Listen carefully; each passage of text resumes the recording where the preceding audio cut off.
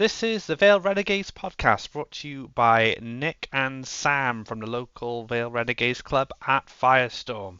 We are the new hosts for the podcast and we will be talking about everything 10th edition as well as upcoming events and things happening with the club. Hope you enjoy this episode.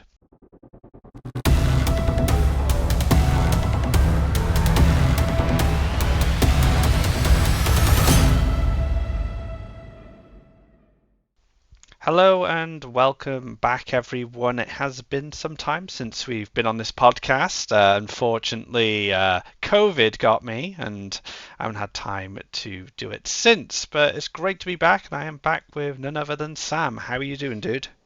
Hello, hello. Yeah, very well.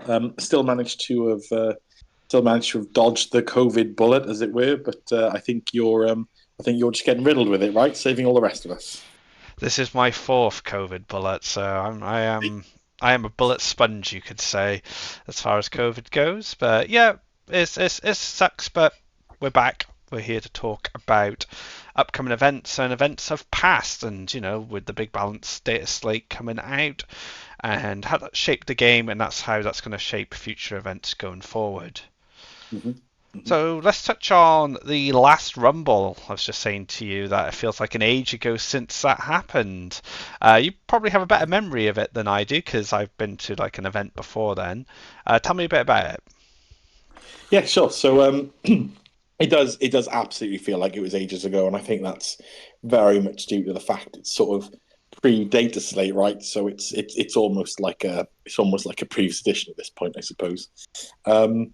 Yeah, overall a pretty solid event, and a pretty solid turnout as well. You're going to really test my memory, but I think we had 16 people attend, potentially incorrect, but around those parts. We had, from memory, our one and only Andy Lewis coming in first place, followed by Ben Harrison second, and yours truly managing to scrape a third place position, and lots of others. I haven't got the data in front of me actually. So in terms of shout outs, that's as much as I've got because I get down to me, and that's probably about as far as my memory goes. Okay, I joke. But it was very much pre data slate, right? So it had all of the fun and wonderful stuff that we've probably spent a bit of time complaining about actually in podcasts today. But it was the realm of all the weird, wonderful, and nasty, which I know we'll get to, but some of which has been toned down a little bit, and some not enough. But it's water under the bridge now, I guess, isn't it? Until we get the next update or data slate or points or whatever it is that's to come in the future, we're in a new world, and it's adapting and learning this environment now, isn't it? Until what's to come, and again, I'm sure we'll come to it in a little bit. We've had our first codex since then as well, so it's all change. Feels like 10th has officially started. It doesn't feel like we're in the beta of 10th anymore. We've had our time toying around, with the base game. It wasn't in the greatest state. It's still playable. It's still enjoyable. We didn't have much Eldar in our meta anyway because all the Eldar players, including myself, were just like, nah, we're okay. We'll wait until this army seems like it's a bit more fair.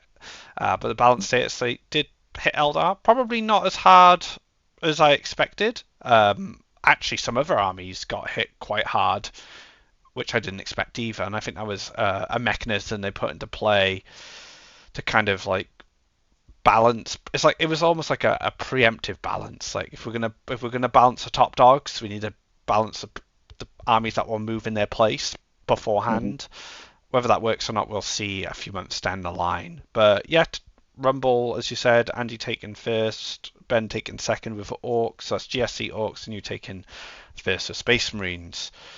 We did have another event before then, after then, sorry, which was Tony's as Out of the Furnace, which was just a one day. It was more of a fun event, just for people to come and try stuff out. A few of us attended from the Renegades, including Andy, Gareth, Chris, David, I can't think if there was anyone else that attended off the top of my head. Apologise if I did forget anyone. I ran Necrons. I remember there being a group photo that was shared on social media, but I can't for life me remember who was in it altogether. I think I named everyone. I think there was 5 of us in that photo. So yeah, I think we got everyone. I ran a Necrons team list to try it out, get some reps, which was just Warrior Tar Pit, Warrior Lichguard Tar Pit. I managed to do pretty well. I did get matched into Jonathan Matthews's Imperial Knights at the end. Absolute gent, but not a matchup I wanted to run into because my list doesn't kill anything. Just tar pits things up. So that was quite a close game, even by those standards. But Andy did end up taking the event, which is awesome. Doing well with GSC. That does move us into the present and the future. We have the balanced data slate, as we've spoken about. We've actually had some Space Marine reveals today as well, giving us a taste of things to come, such as Over Moments Change. And what do you think about that? You are the Marine player, one of our Marine players of the club. What do you think of the current Marine stuff that's been leaked? Well, I say leaked, revealed. I'll paint a picture of my day now and say that I was completely oblivious to all of this until you've just said it. So, how about you give me what's changed, and I'll give you my on the knee-jerk reaction of what I think. So they've done to Space Marines what I kind of expected, which was they were going to tone down Over Moment to be a bit more like Chapter Master from 9th edition, which is reroll hits. I actually thought they were going to go a bit further, and then you select one unit of your army, and that gets reroll hits like it would have got back in 9th edition, right? If you had a chapter master captain or something like that. But instead, you select one unit each turn to be your target, but now you only reroll hits against them instead of hits and wounds. Sure. Okay, so initial thoughts are obviously that's a very significant tone down. As it's clear.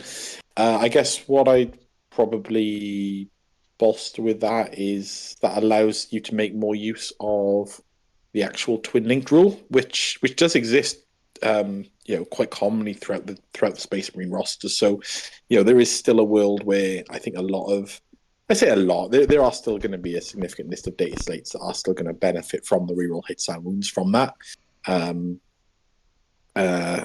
You asked me to name some. I'd probably just start off with the Gladiator Reaper to start with the twin onslaught, heavy onslaught Gatling cannon. You got your Inceptors as well. You also have aggressors currently quite big with the Bolt of Discipline and the mass shots there. But of course they've still got twin linked power fists as well, don't they? I think so. So there is still a bit out there, I think, which is still going to go, okay, we reroll all hits from oath, and we still get to reroll all wounds because we do anyway. I guess what it does do is it'll directly reduce the output of pretty much then everything else, which is still significant and is still an impact. And we all know the unit that really took that to the next level with Bolt of Discipline. That was the Desolation Squad, but they've already taken a massive hit, being the points increase and also the unit size cap as well. So I guess it is a backward step really from Space Marine output. But then, I mean, what else have you got for me? Is there anything new and shiny we get to play with that's probably going to come out broken? Yeah, there's a few things like this. So you can get rerolls the wound on your Over Moment with the First Company Task Force. That's a detachment rule. It's once per battle though. Okay. So fair enough. You can give a Terminator 5 at Feel No Pain. Once per battle. Once per battle, after the bearer unit is selected as a target of one or more attacks, the bearer can use as enhancement. If it does until the end of the phase, models in that unit have a Feel No Pain. So you can give a 5 at Feel No Pain to your Terminator unit, which is quite cool. Nice. I like Terminators. They're my favourite of some of the Imperial models. There's a few bits and pieces. They're all on Warhammer Community. I'll let you indulge in them. I think that's the over moment change is probably the big rule that everyone knows about, right? And Yeah, I actually don't like this change. Controversial, eh? I actually feel so. Andy and I discussed this a couple of days ago, a few days ago, that the problem with over moment in its current state and even into its new state, it's once you start combining bolt discipline and sustained hits, it's the watching rerolls, right? Rolling a bucket of dice and picking out your fives and sixes and re-rolling everything, then picking up your fives and sixes to add more dice in to roll all them. It's a lot of time. Like it just takes the player who's making all the dice rolls a lot of time, and then the receiving player has to make all the saves, right? So I think a more elegant change here would have been over moment. Choose one unit of your opponent's army as a target, and your faction, well, your whole army gets +1 to hit and +1 to wound against them. sure. And then that way, you're not having huge spikes off problem units like Desolation Marines, which have, like you said, have kind of been fixed now. But do aggressors with Bolter Disciplines just become that new unit that Sure. spends 10 days rolling dice? Like, uh, it's a step in the right direction, I guess, because it does limit the rerolls, but the wounds probably weren't the problem, right? Because the wounds are not exploding. So, yeah, it's a weird Absolutely. one. Yeah, absolutely. I think I'd second that and agree 100% that a lot of the triggers, sustained hits being the main one. Yeah, absolutely. It is the hit roll that matters. And um, as a Space Marine player and pretty solid at Space Marines or playing Space Marines through the entire 10th journey so far, um, there is that. I don't know. I guess I describe it as uncomfortableness of when you're I was running 10 Desolation Marines because, competitive and whatnot, but it is painful, it is painful rolling a boatload of dice, adding a boatload of dice, just rolling it all again and then wounding and then rolling it all again. And it's not only painfully slow and time consuming rolling the dice and then, having so many piles that you need to do separately just because of the sheer volume. But then there's that engagement bit with your opponent as well, right? Where they just sat on the other side watching you do this, knowing full well that their unit's going to disappear off the table, but still having to sit through all this before that happens. If that's toned down, I mean, it has been already, right, with Desolation Marines, but, aggressors take the spot. But again, if that's been toned down, then happy days. That's still something.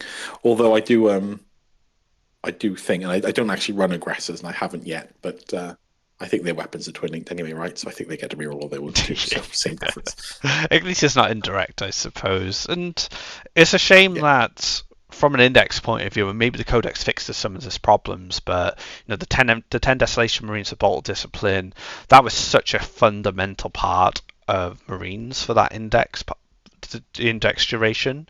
Like they needed it with over moment to actually have some real output and some real effect on the game. In terms of damage, and I think that's a shame. I'd rather just Marine stuff be good and not rely on Yeah, that. I've had a similar conversation. I can't remember who with. It's probably Gareth actually, but um, there was this period, and the new codex and whatnot, so exciting, I'm sure. But there was this period, particularly pre-Data Slate, where if you go right, Desolation Marines are a problem. Desolation Marines with Bolt Discipline is a problem. There was always that question of, right, if you remove that, just for argument's sake, get rid of that unit from your list, get rid of the apothecary from your list. You can't use those anymore. What did they have that could really compete with the top dogs of the meta at that time?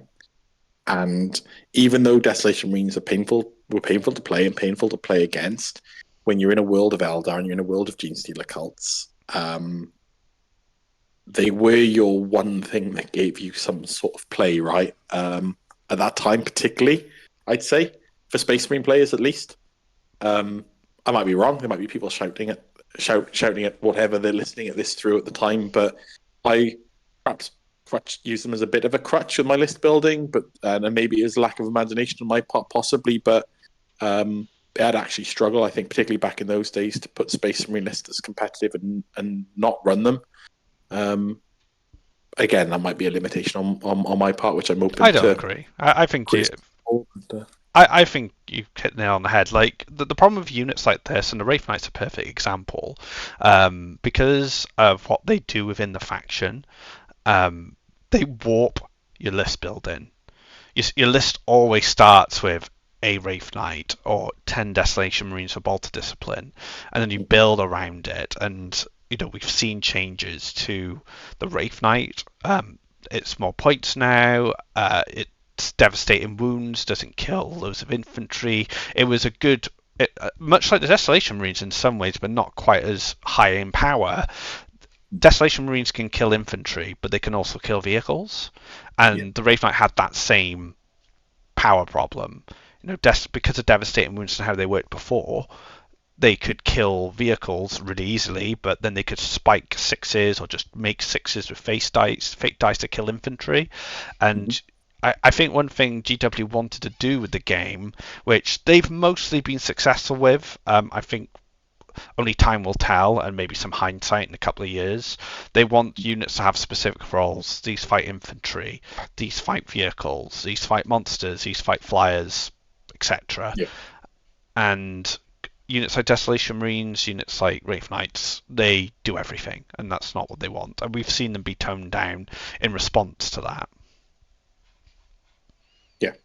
Yeah, absolutely. A bit. I don't know if this is controversial, because I know a lot of people looked at the unit cap and points increase and sort of immediately said, they're not. I've had this conversation with people where, they're not a thing anymore, and you don't invest upgrades particularly into them anymore. And I've run a couple of games now, probably 3. I'm not actually doing this in the Rumble, just as a bit of a heads up for everyone. But I have been running 5 with still keeping Bolter Discipline in the unit. And I kind of learned something from my 3 games, despite there not being many games, admittedly. But there's this bit where 10 were really, really good, maybe broken, actually broken. But a lot of what they were doing, in actual fact, was overkill. And 5 can still do a pretty solid number on the right target. Bolter Discipline is still, exploding 5s and 6s in Devastator Doctrine. You're still rolling a load of dice. Oath of Moment, at least currently, is still, to my knowledge, until you just said it, is still reroll hits and wounds. And 5d3 blast into the right thing is still significant. And the Venga launcher at d6 blast with exploding 5s and 6s has the potential to be still significant. So I wouldn't write them off just yet. At least for myself, I'm not going to write them off just yet, just from personal experience. Does a Apothecary Biologist with Ball Discipline in Aggressors much more of a punch now? Yeah, sure. Absolutely see that. Does that mean the Desolation Marines are dead and Desolation Marines with Bolt Discipline are dead? No, I wouldn't necessarily say so, because maybe not so much into the elite targets anymore, which will, of course, absorb a lot of the shots anyway, and now there's half the number of shots, right? But against the right thing, against your infantry swarms and your big brick units, that blast still is blast, and in fact, actually, if the train of thought, which I've definitely heard from Space Marine players, goes that we're not going to play these anymore, is there a world where people open up to being them open up for them to become a real big issue for them? As soon as you start seeing squads of 20 and 25 and whatnot for various factions, you might not want to come across the player that's got 5 Desolation Marines with Bolter Discipline squad, because you guys ain't going to like it. They're also not bad to pick off MSUs, right? You've got some mission player units. You think, aha, they're safe. Desolation Marines saying no. I had a game in our team practice on the weekend against James's Custodes, and I'm running a Silent King who, strangely enough, has a 12-shot indirect gun. And he had a squad of 4 sisters, which he wanted to move up to cleanse, but he kept I kept saying, but you're just going to move into range of my indirect gun, and I'm wounding you on 2s with it, and I'm hitting you on 3s, rerolling 1s. And he was just like, oh yeah. But that actually just might wipe the squad, and they don't do anything. So he used them as some backfield screeners until a bit later, and even then, the Silent King was just like, right, as soon as they're in range, I'm going to shoot them just to try and get them off the board. So it's just something I don't have to think about. Be it the OC it was generating, the contest the objective my Necrons had daisy chained onto, that sort of thing. So I agree. Maybe there is a world with Desolation Marines as a 5 with Bolt Discipline, or maybe without Bolt Discipline, which they have a job, which is pick off those little MSU units that are going to do missions, and then maybe use their super cracks in the late game where some of the more high value targets have moved up and you don't need them for that anymore. So there's potential there. Yeah, absolutely. I think also in the world of squads of 5, again, I've not probably experienced this from my own gameplay, but you've mentioned your army was built around them previously, and that's absolutely correct. Now it's obviously not going to be the case, and I don't know, you might actually see the crack missiles being a bit more of a physical threat on the board because there's less incentive to keep them hidden in ruin all game, depending on the matchup, of course. So, yeah, I spoiler alert for anyone next Saturday, but I am running 5 still. I am bringing them along and will betide anyone who's brought a horde of Gribblies or something because they are still going to be there. That's me. Hope you like shooting Necron warriors. You will. Speaking of the weekend, there is a Rumble. It is 25 players currently. We're trying to look for the 26th as at the time of recording this podcast, so potentially 26 players. There's quite a big variety within. I actually have some of the army lists here. So I wasn't going to run Necrons this weekend. I was going to recommend one of my loves that has made its comeback with Leagues of Votann. But Andy and I are kind of sharing models at the moment to make good Votann lists until some of mine stuff comes into post. So Andy will be running Votann. We have Alex on Guard, so we're still running Guard. I actually played him in the last Rumble, I think, with Custodes. Ben on Space Wolves, Ben on Orcs, so Ben Griffiths on Space Wolf, Ben Harris on Orcs, Chris Kane on Necrons, Chris Lewis on Dark Angels. He did have a dabble with Nids on your team in our team practice, which was fun. Chris Scriven on Dark Angels again. Some of our club went to Lenefley and played down in their event, and I believe Chris played Andy in the finals, Dark Angels versus GSC. Dale's coming as well, which is awesome. I think this will be his first Rumble with Space Wolves. Dave's running Tyranids. I'm expecting some team practice with you guys. David's coming to his first Rumble for the 10th, which is cool, bringing T-Suns. Faris makes a return with Eldar. Geraint with Guard. James is still bringing Custodes. Jamie's bringing Eldar. He had to drop from Tony's, unfortunately. He was my round 1 opponent, which did change to Liam Keen's Tyranids, but Liam's going to be running not Tyranids, Dark Eldar, but then he's going to be running Tyranids this time. John Beale on Eldar, practice for your team. Lee Watkins, Imperial Fists. I'm bringing Necrons. Paul's bringing Grey Knights. Pete's bringing GSC, which is really weird. I guess he's borrowing Andy's GSC army randomly. Reese and Dark Angels.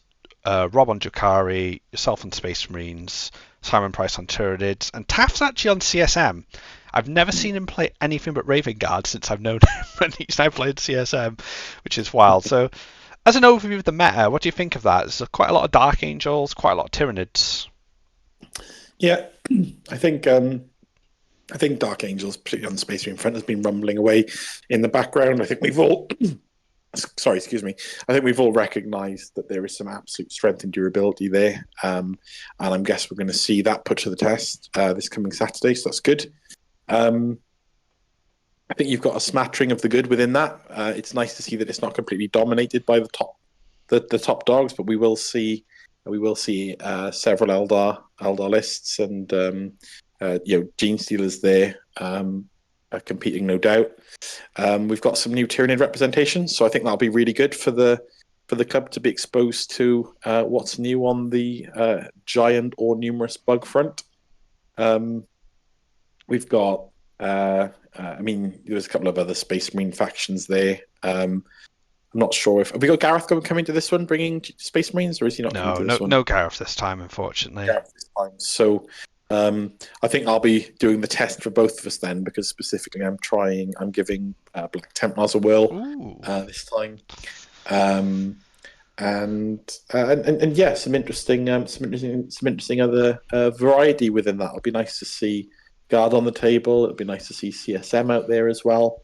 It's a good mix, right? And I guess that's one thing that you'd like is the opportunity to not be rolled into the same top tier list round or equivalent, round after round.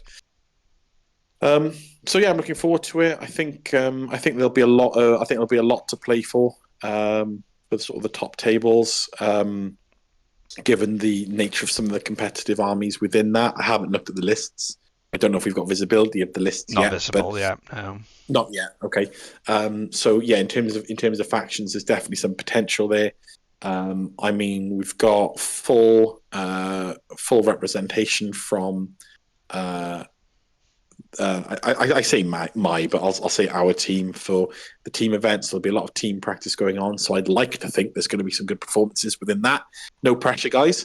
But also there's a lot of other factions that that'll no doubt have some good games against and amongst each other, and some good players within the group, absolutely as well. Shame to see no Sisters of Battle, but I don't. I'm not surprised. But yeah, I guess that's my to put on the spot view, I guess. No knights, which makes me happy because I am bringing the big boy in this list, the big old Silent King, and he does not like knights. He is a big target for them. Does he have the vehicle keyword? He does. Okay. I mean, your Grav will enjoy melting his Minias, I'm pretty sure. Thank goodness for that. You said no knights, then I just clocked that. Oh, I do actually have some Grav cannons, and they would be wasted otherwise. Yeah. They're anti-vehicle, like Votan? Anti-vehicle 2+ Grav cannons with 3 damage a pop and 3 shots each. They're pretty nasty. 3 damage. I was a 2 damage on Votan. You got the glow up, which is sad. Why can't we have 3 damage? But yeah, I did. Because mine are on Firestorm Marines, and they're on a clock. Okay, it's the last hurrah probably. Oh, for this edition, do you think? I don't know. I think it's only a matter of time, isn't it? We've seen what's being cycled out on the Firstborn range. We've seen some stuff obviously that's coming in place of Scouts still existing. Sternguard obviously still already being out. I'm not sure what else has been released today that you've alluded to, so I'm quite keen to get onto that after this call. But yeah, unless Devastators have some revamp down the line, at least the existing ones are going to be on some sort of time frame, I'm sure. We'll have to see in the future. So yeah, there's a lot of Marines. There's a few Tyranids. It'd be interesting to see how that shapes up in the kind of the top table meta. I'm expecting the usual suspects to be up there. Chris Scriven, Ben Harris on Orcs, Andy with Leagues of Votan. I played Leagues of Votan on Friday. I was very impressed with them, considering how much. Well, even the listeners know how much I've cried about Leagues of Votan since 10th release. They're actually pretty good now. There's still some data sheet anti-synergy, the Land Fortress's ability is just stupid. It doesn't really work that well. But we've been discussing ways to work around it, like Grimnias, having 3 Grimnias in a Land Fortress to just roll out and get reroll wounds on their super smites, stuff like that. There's ways to use that. But yeah, the output's really good. There's a lot of talk, especially on the Art of War kind of content I've been listening to recently, that Armor of Contempt is going to be kind of a meta warping ability, which Leagues of Votan do have access to through Void Armor. So half guard in cover, Armor of Contempt, 2-up save, -1 to wound on bigger guns. They become quite annoying to shift, and they're quite killy, which is cool. So yeah, we'll see how Andy performs with Votan on the weekend. I feel my list personally has got some good play into everything here. Maybe except Rob Stracari if he's going Darklance Madness. I feel my list is pretty solid. I've got the usual Necron durability and warriors. I've gone for Lichguard warrior split because Silent King is so expensive. I don't really feel like I can justify going down the Cesraz, or whatever his bloody name is, with a Ghost Arc. We So all know who you. you all know who I'm referring to, the spider guy who goes in your Ghost Arc now to stop it from exploding. Silent King has been awesome, man. I'm happy to see him back on the table. He's killy. He kills. He gives reroll ones. I haven't had rerolls on an army in ages. I'm just like, yes, I get to reroll something. Yeah, don't forget, there's less rerolls in this edition. There are less, much less. But yeah, it's looking to be a really strong turnout for us. This is basically a 1-day RTT. In terms of attendance.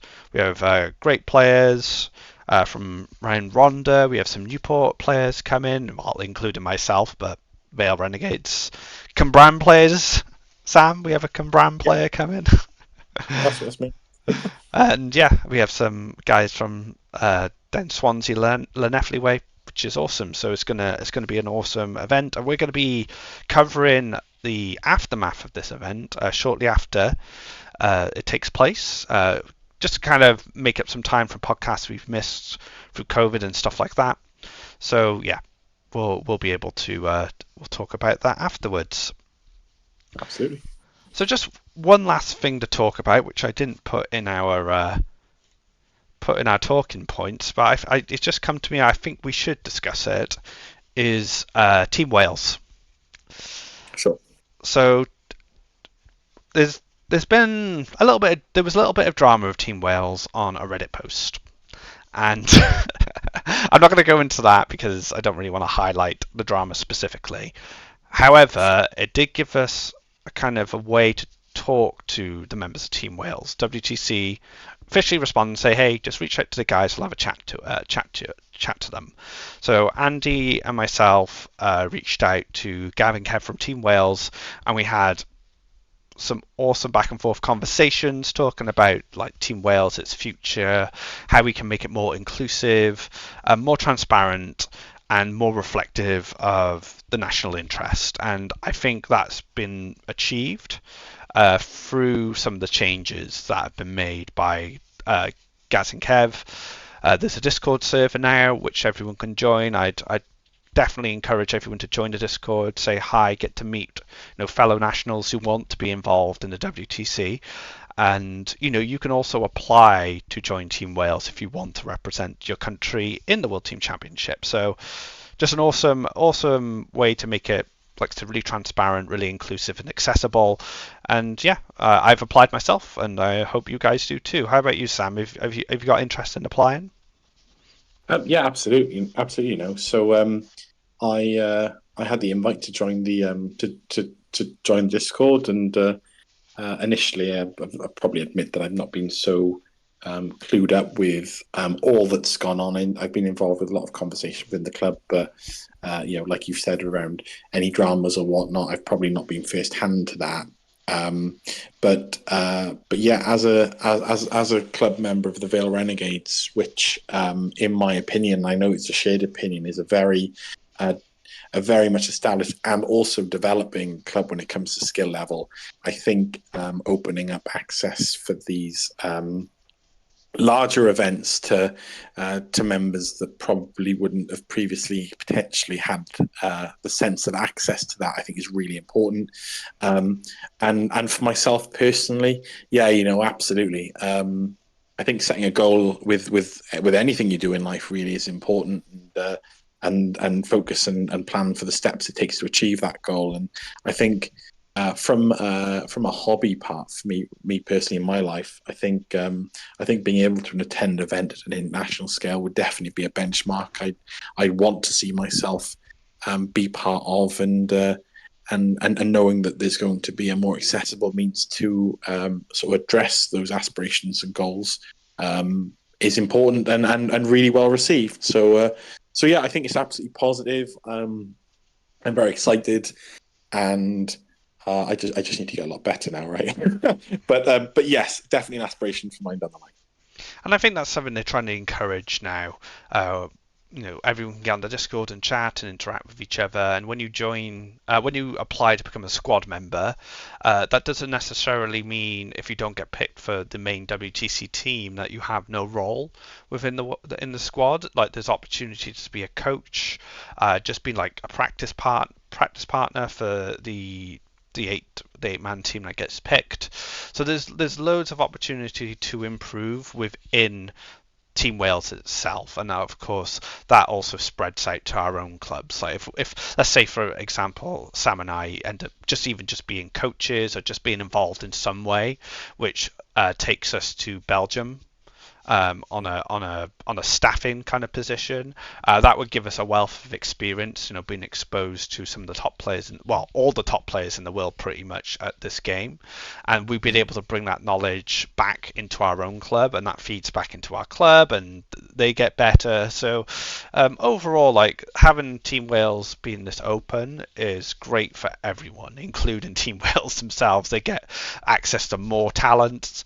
They can find new players that they didn't know about, and yeah, it's just great. And I wanted to highlight it, and I completely forgot to put in our talking points. So sorry to the blindside you here, but I think it's really important that people who listen to this podcast who just want to just be involved with our national team, you just need to join the Discord and get chatting. It's as easy as that.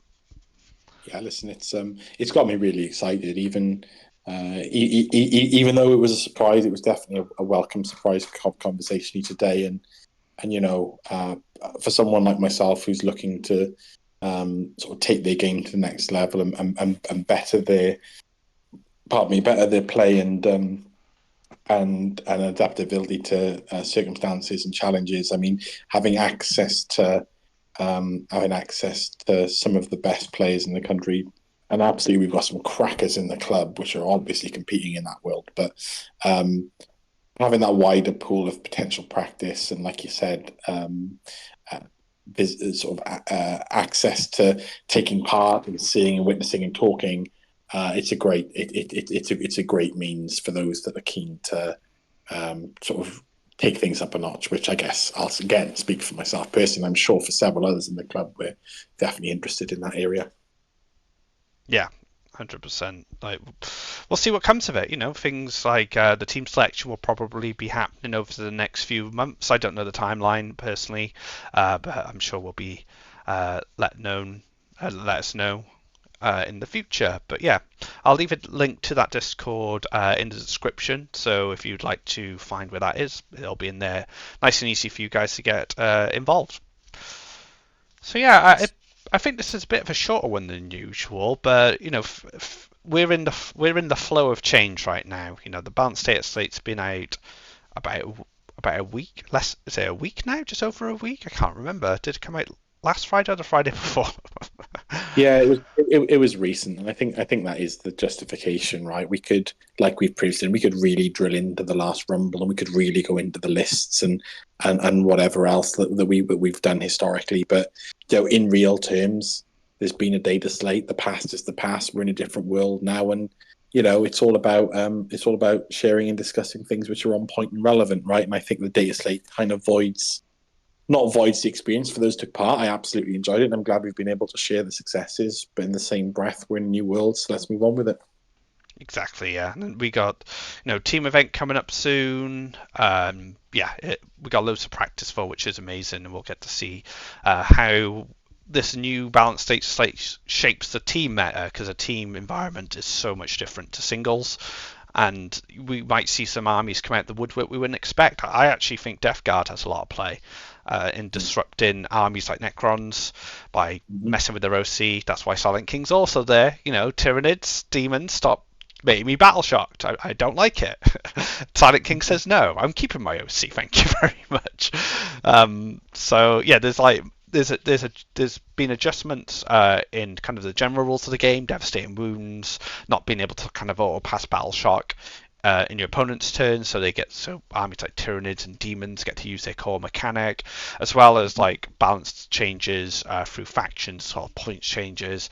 I think this is going to make the teams event really exciting and quite diverse. And it's not just going to be Eldar GSC Marines in team. We're going to see like a wider variety, which is going to be awesome. I think I absolutely agree. The more variety we see, the better. It does admittedly make planning for and against these things slightly more challenging, but then that's the point. And a team event where you can predict what every 4 players on each team before is going to be playing isn't quite the same as the scratch your head moments that you get sometimes when you come across the team that's gone completely down a different tangent in an exciting way as well.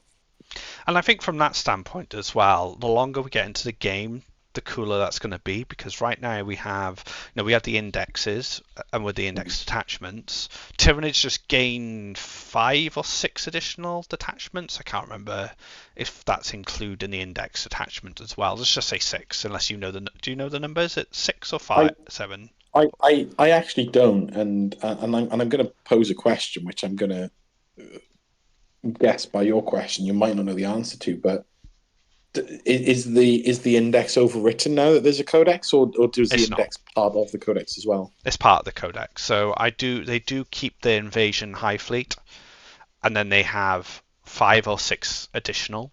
I kind of roughly know what they are: monsters, swarm, synapse, vanguard, invasion fleet. So I think it's 6 actually. There's another one on top of that.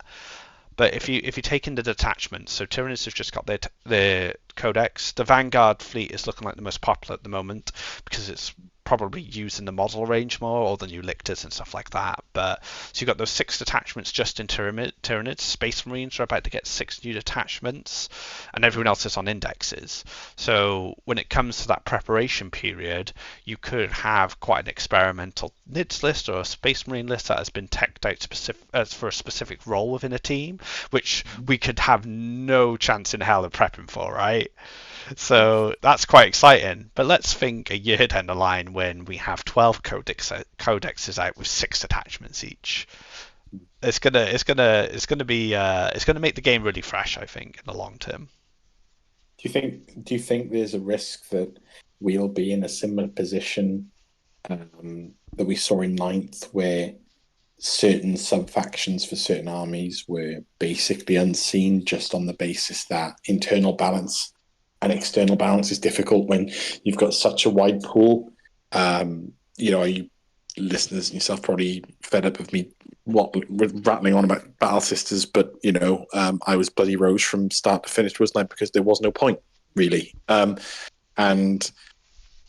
there were other factions in similar boat. There was almost the right choice, wasn't there? And then 3 or 4 or 5 other wrong choices. And I'm not familiar enough with the Tyranid Codex to gauge whether that looks to be the case with that particular one. But I guess that's a nervousness I've got. There's an excitement for variety, but there's also a nervousness that we'll be in a similar boat of there will be one right and 4 or 5 wrong.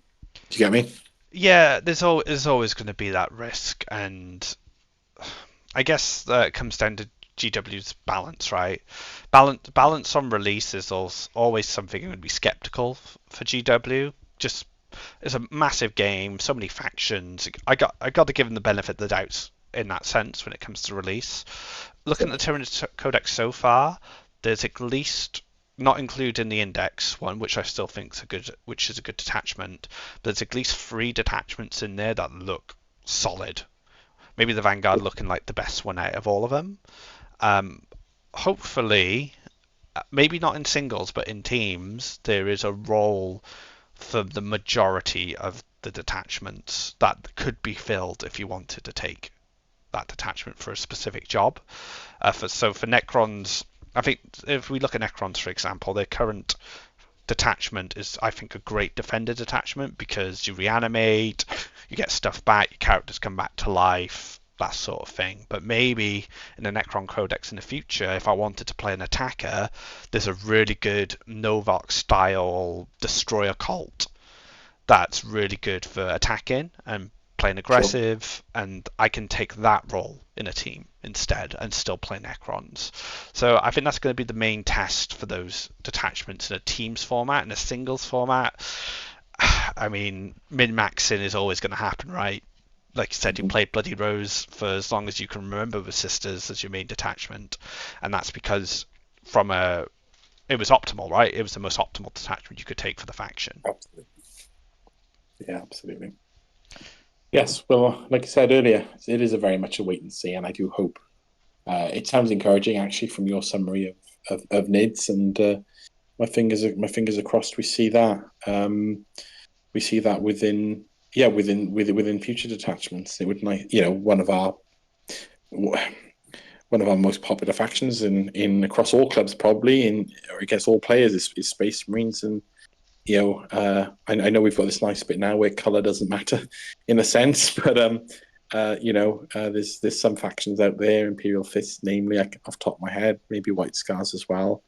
In the previous edition, they didn't get a show in, and it would be nice when we have, whether they're chapters or whether they're named detachments in the Codex. It would be nice to see them all, if not the majority of them, all playable in their own right.